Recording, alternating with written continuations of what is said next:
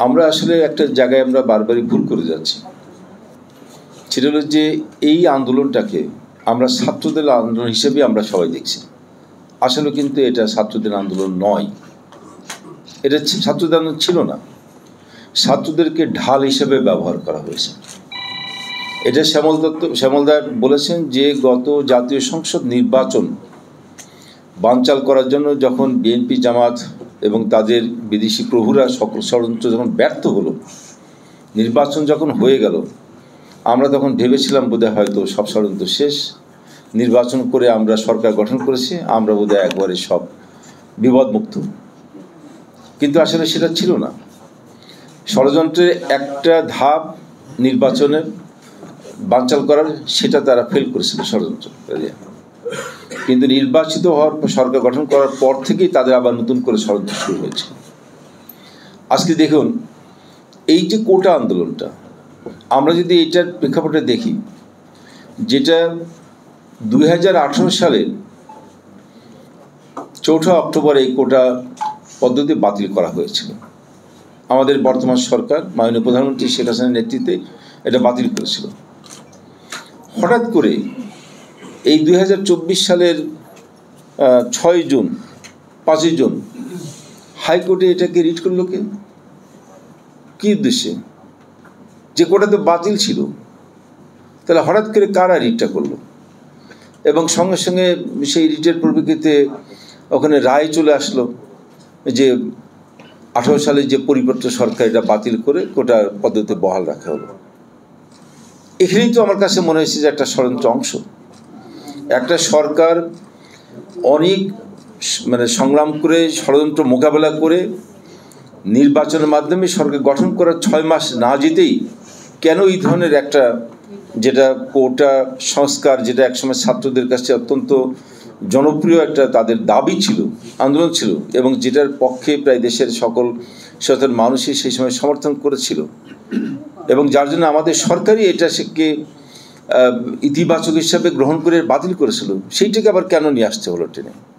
তার মানে এটা ছিল একটা ষড়যন্ত্র অংশ। এবং দেখুন সরকার কিন্তু তাৎক্ষণিকভাবে 5 জুনে হাইকোর্টের রায় হলো, 18 সালের পরিপত্রটা বাতিল করলো এবং কোটা বহাল করলো। সরকার পক্ষ থেকে কিন্তু 9 জুন 4 দিনের মাথায় কিন্তু এই হাইকোর্টের রায়ের বিরুদ্ধে আপিল করা হয়েছিল। সরকার কিন্তু কিছুটা হলো বুঝতে পেরেছিল যে ওই সময় এটার পিছনে কোনো একটা উদ্দেশ্য আছে, কিন্তু সেই 9 জনে আপিল করলেও এর রায়টা আমরা অ্যাপিলেট ডিভিশনের শুনানি হলো প্রথমে ওখানে 10ই জুলাই। এই 10ই জুলাই ওখানে শুনানি করে হাইকোর্টের দেওয়া রায়টাকে স্থগিত করে 4 সপ্তাহের একটা সময় দিলেন যে হাইকোর্টের রায়ের পূর্ণাঙ্গ কপি পাওয়ার পরে আমাদের অ্যাপিলেট ডিভিশন তার চূড়ান্ত শুনানি করবেন, সেই হিসেবে একটা রায় দিয়েছে। আমরা কিন্তু সকলেই ছাত্রদের কোটা আন্দোলন হিসাবে দেখেই জিনিসটাকে আমরা অনেকটা নির্লিপ্ত ছিলাম। এখানে আমাদের শ্যামলদা যেটা বলেছেন যে আমাদের গোয়েন্দা সংস্থার একটা চরম ব্যর্থতা ছিল, অবশ্যই আমি মনে করি ব্যর্থতা ছিল। তারা এটাকে ছাত্রদের আন্দোলন হিসেবেই তারা চিহ্নিত করেছিল। তারা এটাকে খুব বেশি যে একটা গুরুত্ব দিয়ে এটা যে ষড়যন্ত্রের একটা অংশ, এর পিছনে যে আমাদের জাতীয় এবং আন্তর্জাতিক ষড়যন্ত্র আছে, সেটা তারা হয়তো বুঝতে পারে নাই বা তারা সেই তথ্য সংগ্রহ করতে পারে নাই। আপনারা লক্ষ্য করে দেখবেন এটার সঙ্গে কি গভীরভাবে ষড়যন্ত্র ছিল যে এই হাইকোর্টের রায় স্থগিত করার আগে 9 জুন যখন সরকার আপিল করেছিল, তারপরে আমরা দেখলাম ঈদের কারণে, আমাদের কোরবানি ঈদের কারণে দেশের সব অফিস আদালত বন্ধ হয়ে গেল, অবকাশকালীন ছুটি ছিল হাইকোর্টে। কিন্তু এর মধ্যে আমরা দেখলাম যে হঠাৎ করে বিএনপি ঢাকা মহানগর কমিটিগুলা পরিবর্তন করা হলো, আংশিক কমিটিগুলো করলো, প্রেসিডেন্ট সেক্রেটারি করলো, কাদেরকে দিয়ে? তখনই কিন্তু আমাদের একটা সন্দেহ হয়েছিল, কারণ এখানে বিএনপির ঢাকা মহানগর কমিটির তো দক্ষিণে যারা ছিল তারা মোটামুটি সকলেই দীর্ঘদিনের রাজনীতি করা ব্যক্তি এবং তাদের একটা সামাজিক গ্রহণযোগ্যতা ছিল, ভালো মানুষ হিসাবেও আমানুল্লাহ আমান আমাদের সহ যারা এখানে ছিলেন। কিন্তু সেইটাকে পরিবর্তন করে নিয়ে আসলেন যুবদলের একসময় যারা অনেকটা সন্ত্রাসী কর্মকাণ্ডের কারণে সমাজে বিতর্কিত ছিল, এই ধরনের কিছু নেতৃবৃন্দকে তারা নিয়ে এসে ঢাকা মহানগর উত্তর দক্ষিণ এবং যুবদলের ছাত্রদের কমিটি তারা পুনর্গঠন করলেন। তখন কিন্তু আমাদের একটু সন্দেহ হয়েছিল যে এই পরিবর্তনগুলো এত দ্রুত কেন করতেছে। এর একটাই কারণ ছিল যে তাদের পরিকল্পনা ছিল এই কোটা আন্দোলনকে ছাত্রদের দিয়ে মাঠে নামিয়ে পিছন থেকে বিএনপি এবং জামাত তারা দেশকে অস্থিতিশীল করে সরকার পতন আন্দোলনে নিয়ে যাবে। এই জায়গাটাই আমাদের গোয়েন্দা সংস্থা তারা তাদের অনুধাবন করতে আমি মনে করি যে তাদের ব্যর্থ হয়েছে বা দুর্বলতা এখানে ছিল, সঠিকভাবে তারা হয়তো সেই মূল্যায়ন করতে পারে নাই। শুধু আমরা ছাত্রদের দিকেই তাকিয়েছিলাম, ছাত্রদের দিকে, কিন্তু মূল খেলার তো ছাত্র নয়, মূল পিছন থেকে মূল চালিকা শক্তি বা ষড়যন্ত্রকারী হিসাবে বিএনপি এবং জামাত এই কাজগুলো করেছে। এবং আপনারা লক্ষ্য করলে দেখবেন যে 10ই জুলাই আমাদের অ্যাপিলেট ডিভিশন তারা যে 4 সপ্তাহের একটা শুনানির জন্য টাইম দিয়েছিল, আমাদের সরকারের পক্ষ থেকে অ্যাটর্নি জেনারেল এটা বলে 16ই জুলাই কিন্তু আমাদের এই অ্যাপিলেট ডিভিশনের একটা শুনানিটা যেটা 4 সপ্তাহ পরে হওয়ার কথা ছিল সেটা কিন্তু এগিয়ে নিয়ে 16ই জুলাই তারিখ করলেন।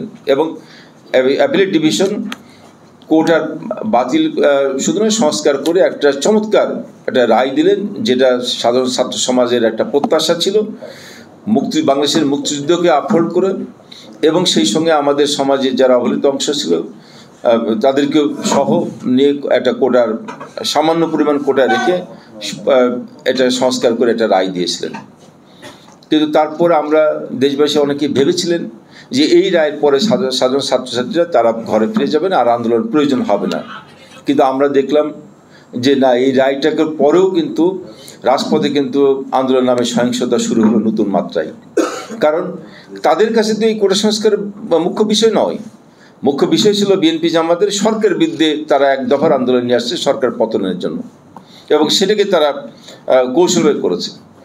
এবং 16 তারিখে আমরা দেখলাম 16 তারিখে আমরা রংপুরে ওখানে আবু সাইদ নামে একজন শিক্ষার্থী নিহত হলেন আন্দোলন করতে যাই। এখানেও আমাদের একটা সন্দেহ আসে। আমি ব্যক্তিগতভাবে আমি মনে করি এটা সন্দেহজনক। আমি স্বরাষ্ট্রমন্ত্রীকে বলেছি এটা তদন্ত করতে, কারণ ওই দিনকে যে ওখানে যে পুলিশের সঙ্গে ধাওয়া পাল্টাতে হচ্ছিল সেখানে আবু সাইদ লাঠি হাতে দাঁড়িয়েছিলেন, তাকে হঠাৎ করে গুলি করলেন একজন পুলিশ সদস্য। সেই কারণটা কিন্তু আমার কাছে খুব পরিষ্কার মনে হয়নি। এবং পরবর্তীতে যে যতটুকু দেখেছি যে এই পুলিশ সদস্যের অতীত ব্যাকগ্রাউন্ড সম্বন্ধে যতটুকু জানা গেছে, সে একসময় ছাত্র শিবিরের সদস্য ছিলেন। এই পুলিশ সদস্য এটা কি পরিকল্পিতভাবে ওই হত্যাকাণ্ড ঘটিয়ে কি এই ছাত্রদের মধ্যে একটা উত্তাপ ছড়িয়ে দেয় বা আগুনে ঘি ঢালার মতো তারা একটা চক্রান্তের অংশ হিসেবে ছিল কিনা, সেটাও আমার মনে তদন্ত করে দেখার প্রয়োজন আছে।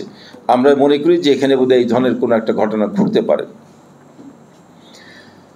এবং পরবর্তীতে আমরা যেটা দেখলাম যে সহিংসতা কদিন ধরে হলো, আমরা খুব অবাক হয়েছিলাম যে এটা সাধারণ ছাত্রীদের কর্ম হতে পারে না, কিন্তু তাদেরকে ঢাল হিসেবে ব্যবহার করে এই ধ্বংসযজ্ঞ চালানো হলো।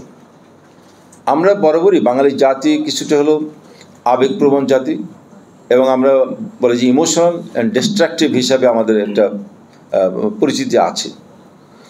কিন্তু এই যে যারা ছাত্রছাত্রী আজকে আন্দোলন করছেন, যারা সর্বোচ্চ বিশ্ববিদ্যালয় বা সর্বোচ্চ শিক্ষা প্রতিষ্ঠানে লেখাপড়া করছেন, তাদের মধ্যে কি রাষ্ট্র এবং সরকার এই দুইটার পার্থক্য করার মতো সাধারণ জ্ঞান নেই?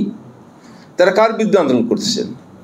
সরকারের বিরুদ্ধে আন্দোলন করতে পারে, কারণ একটা সরকার আজকে আসে কালকে নাও থাকতে পারে, বা সরকার বিভিন্ন সময় বিভিন্ন দলের জনগণ নির্বাচিত হয়ে আসেন।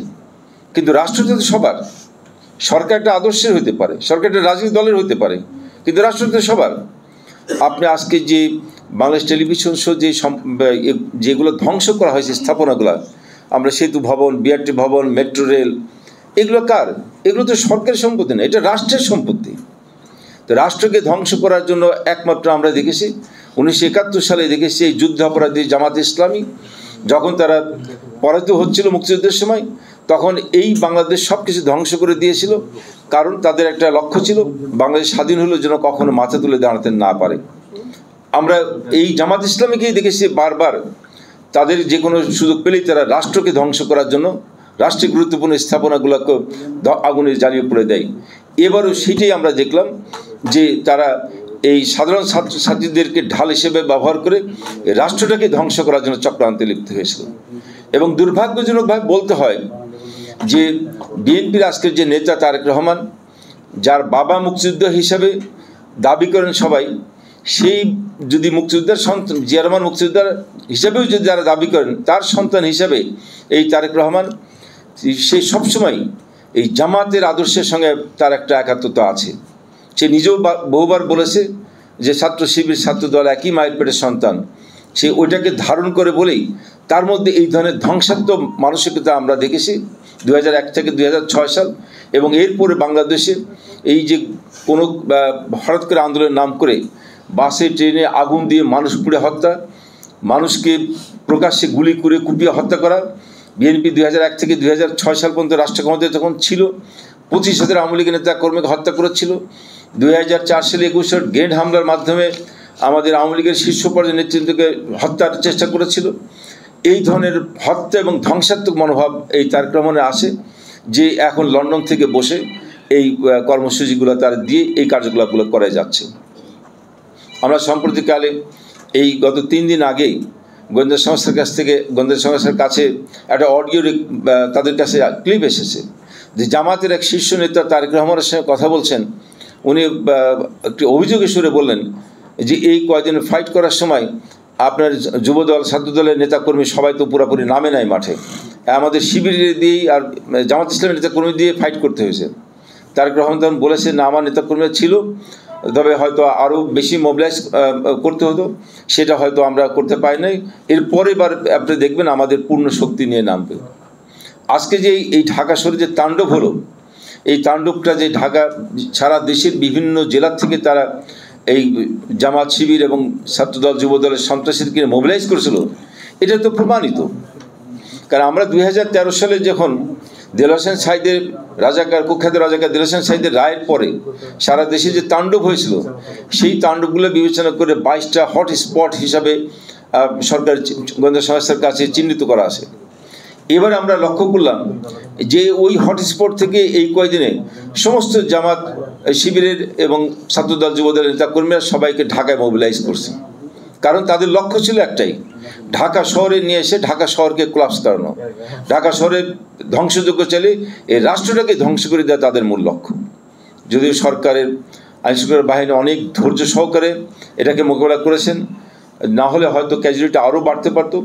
তারপরে আমরা মনে করি যে আইনশৃঙ্খলা রক্ষাকারী বাহিনী তারা নিজেরও প্রাণ হারিয়েছেন। এই যে 147 জন প্রাণ হারিয়েছে, তার মধ্যে এখানে যেমন শিক্ষার্থী আছে 30-40 জন, তার মধ্যে আইনশৃঙ্খলা বাহিনী পুলিশ আনসার বাহিনীর সদস্য আছে 4 জন, সাংবাদিক বন্ধুরা আছে 4 জন, আমাদের ছাত্রলীগ যুবলীগ আওয়ামী লীগের নেতাকর্মী প্রায় 19 জন মারা গেছে, শ্রমিক রিক্সা চালক হকার এরাও এরকমভাবে অনেকে মারা গিয়েছে। তা আমরা এই মৃত্যু কখনো আমাদের কাছে কাম্য নয়, আমাদের কাছে এই ধ্বংসযোগ্য কাম্য নয়। আমরা আজকে এই আলোচনা সভা থেকে আমরা ছাত্র সমাজকে আহ্বান জানাবো যে তাদের যে দাবিটা ছিল যে আমাদের চাকরির ক্ষেত্রে কোটা সংস্কারের, সেই কোটা সংস্কার যৌক্তিক শুধু নয়, ছাত্রদের দাবির চেয়েও বেশি পরিমাণ তাদেরকে সংস্কার করে দেওয়া হয়েছে। অর্থাৎ এটা নিয়ে আর কোনো আন্দোলন করার সুযোগ থাকতে পারে না। আমি ছাত্র সমাজকে অনুরোধ করব যে ছাত্র সমাজ যেন এই স্বাধীনতার বিরুদ্ধে অপশক্তি, এই রাজাকার আলবদর, এই জামাত ইসলামী এবং এই বিএনপির তারা ঢাল হিসেবে যেন ব্যবহৃত না হয়। তাদের অভিভাবকদেরকে অনুরোধ করব যে আপনারা আপনার সন্তানকে বুঝে ঘরে নিন, এই অপশক্তির ঢাল হিসেবে যেন আপনার সন্তানরা ব্যবহৃত না হয়। আমি এটুকু আশ্বস্ত করতে চাই দেশবাসীকে যে আমরা আমাদের মাননীয় প্রধানমন্ত্রী শেখ হাসিনার নেতৃত্বে অতীতেও যেভাবে এই বিভিন্ন ক্রাইসিস মোকাবেলা করে দেশকে এগিয়ে নিয়ে গেছে, আবার এবারও যত ষড়যন্ত্রই হোক না কেন আমরা সেটাকে মোকাবেলা করেই আমরা দেশকে এগিয়ে নিয়ে যেতে পারবো। এবং এর পরের থেকে এই শিক্ষা নিয়ে আমাদের সরকারে আমি আশা করব সরকার তার গোয়েন্দা সংস্থা সহ তাদের আইনশৃঙ্খলা বাহিনী সহ সকল পর্যায়ে যেখানে যা প্রয়োজন ঢেলে সাজিয়ে আগামী দিনে বাংলাদেশের মুক্তিযুদ্ধের চেতনা বা মুক্তিযুদ্ধের সপক্ষ শক্তির আমরা ঐক্যবদ্ধভাবে এগিয়ে নিয়ে মুক্তিযুদ্ধের সপক্ষের শক্তিকে প্রতিষ্ঠা করতে পারবো, এই প্রত্যাশা ব্যক্ত করেই আজকের কথা শেষ করছি। সকলে ভালো থাকুন। জয় বাংলা, জয় বঙ্গবন্ধু।